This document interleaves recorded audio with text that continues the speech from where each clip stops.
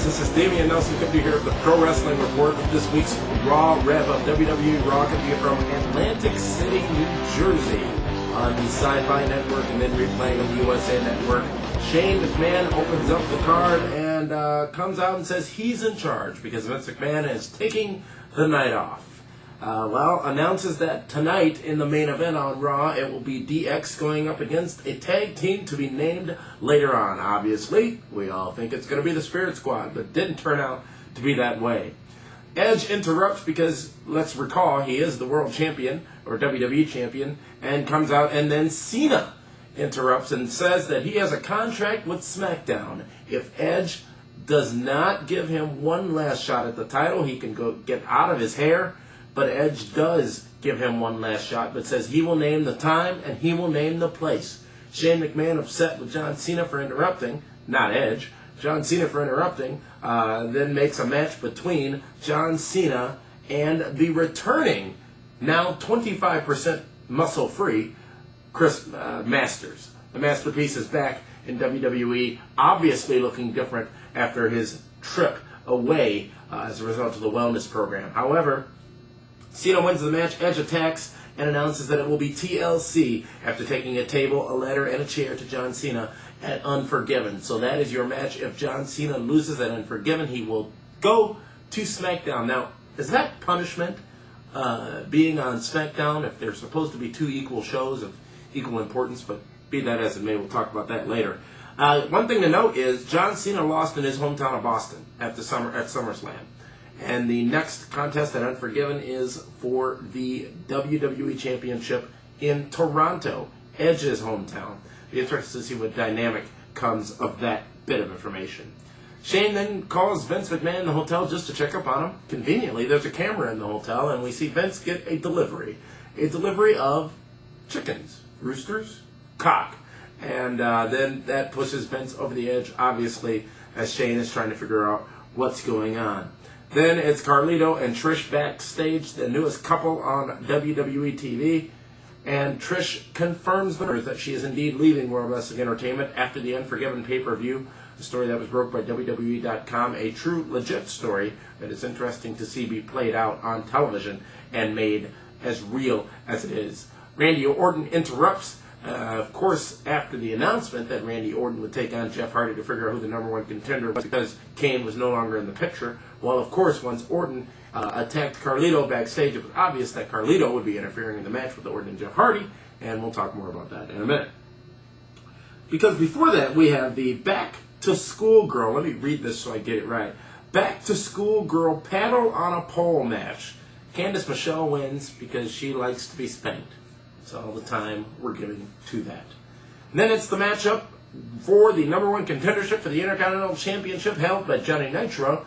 It's Randy Orton one-on-one with Jeff Hardy. A solid matchup. Jeff Hardy is back in the groove of things, and what I mean by that is his hair was a different color this week than it was last week on Raw. However, we saw the obvious Carlito interference.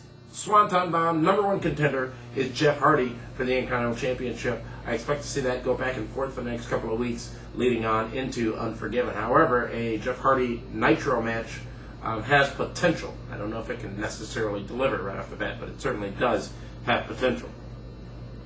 Shane then confronts D-Generation X and orders the pranks stopped.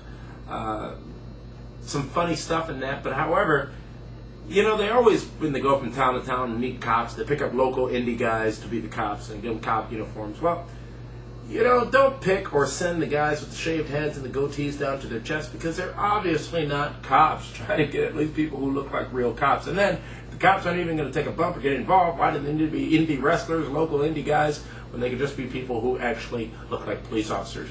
It's all in the details, WWE. Details, details, details. Then we see a trailer for The Marine, the movie that John Cena is starring in. I can say this about it, folks. It does look better than See No Evil, which was horrible. The Hacksaw Jim Duggan tags and teams up with the other freak, Eugene, and I'm only calling them freaks because that's what they've called themselves. And I find it odd that we see Duggan week in and week out on WWE television on Raw, yet we had another week without Shelton Benjamin. Very interesting. However, they take on the Spirit Squad, Kenny and Mikey, I believe it was, to be specific. Duggan, every week, again, that's a big question, folks. However, the squad wins. Spirit Squad wins after the Bushwhackers 2006, I'll call them, were ejected from ringside area along with all but one other member of the Spirit Squad. Very odd situation there. Spirit Squad wins, retains the tag titles, and Umaga comes out and cleans up the mess of Duggan and Eugene. Nitro and Melina then have a press conference to talk about the Mick Foley situation from last week. JR summed it up when he said, "We got a 2-hour show here, folks. It went too long. It really didn't deliver. Actually, it over-delivered. I think they could have done it in a minute and a half or 2 minutes, but they did in about 7. Interesting, the progression of this storyline. Where is it going to go? Don't know. Mick Foley fired last week. Can see him being brought back again, but Johnny Nitro really not the kind of guy you should be carrying the Intercontinental strap, in my opinion. I think that the buzz of this angle wearing off is going to have a significant effect on his ability to be the Intercontinental Champion."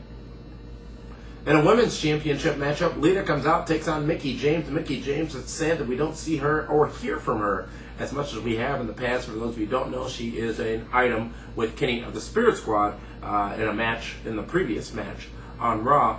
But be that as it may, Lita obviously goes over on Mickie James and retains her women's championship in a match that pretty much could have never happened, and we'd be in the same situation. And then the main event, DX goes up against a team to be named. Now, we've already seen the Spirit Squad on Raw, so obviously it's not them. Or could it be 2 other members of the Spirit Squad? No, it isn't, folks. It's even sillier than that. It's 3 people from SmackDown. Finlay, Mr. Kennedy, and Steven Regal come out to battle the D-Generation X. Now, earlier in the night, JR had mentioned that Raw was the superior program, the flagship program of WWE, and then you see these 3 SmackDown talents come out as the big surprise names against D-Generation X. Of course, DX squashes them, runs through them like a knife through butter, but then it gets interesting because the Big Show is brought out by Shane McMahon, the ECW champion, who was supposed to be in Poughkeepsie, I guess, comes out and interferes in the matchup without the ECW championship, so not really representing the ECW title.